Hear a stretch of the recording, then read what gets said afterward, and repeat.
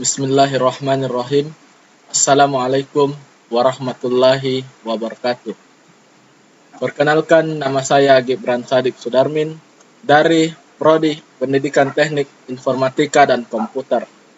Pada kesempatan kali ini, saya akan mempresentasikan materi mengenai hardware komputer. Selanjutnya, pokok pembahasan pertama ialah perangkat keras komputer. Yang kedua, perangkat keras input atau output. Yang ketiga, proses pada perakitan komputer. Pokok pembahasan pertama, perangkat keras komputer. Hardware adalah semua bagian fisik komputer dan dibedakan dengan data yang berada di dalamnya atau yang beroperasi di dalamnya, dan dibedakan dengan perangkat lunak software yang menyediakan instruksi untuk perangkat keras dalam menyelesaikan tugasnya. Batasan antara perangkat keras dan perangkat lunak akan sedikit buram kalau kita berbicara mengenai firmware, karena firmware ini adalah perangkat lunak yang dibuat ke dalam perangkat keras. Firmware ini merupakan wilayah dari bidang ilmu komputer dan teknik komputer yang jarang dikenal oleh pengguna umum.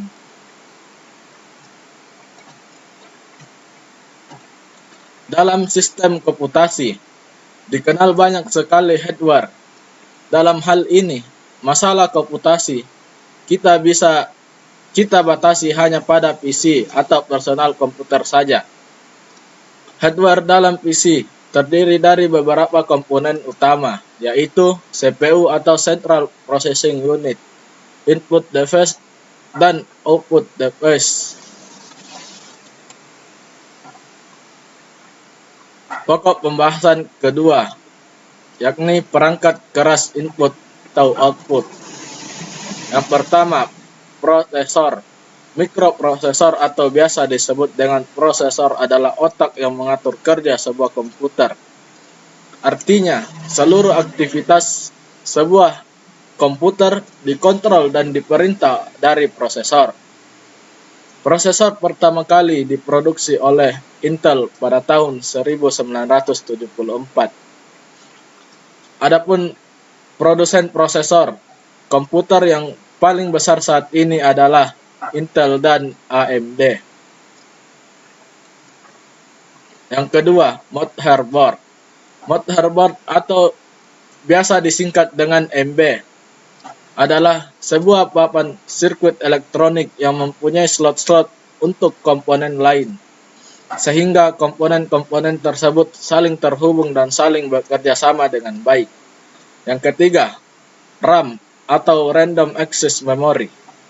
RAM adalah memori utama sebuah PC. RAM digunakan untuk menyimpan data sementara dan mengeluarkan data yang diminta oleh prosesor. Alur data yang disimpan dan dikeluarkan dari RAM sangat dinamis dan berkecepatan sangat tinggi. Yang keempat, Video Graphics Array Card. VGA card adalah alat yang berfungsi untuk mengirimkan data-data visual gambar ke monitor sehingga dapat dilihat oleh pengguna.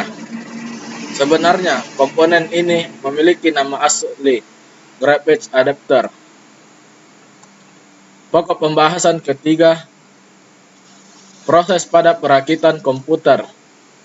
Yang pertama, penyiapan motherboard. Yang kedua, memasang prosesor. Yang ketiga, memasang heatsink. Yang keempat, memasang modul materi. Yang kelima, memasang motor pada casing. Yang keenam, memasang power spoolie. Yang ketujuh, memasang kabel motor dan casing. Yang ke-8, memasang drive. Yang ke-9, memasang car adapter. Yang ke-10, penyelesaian akhir. Dan yang terakhir, yang ke-11, pengujian. Mungkin itu saja yang bisa saya sampaikan pada kesempatan kali ini. Kurang dan lebihnya mohon dimaafkan. Wabillahi taufik walhidayah. Wassalamualaikum warahmatullahi wabarakatuh.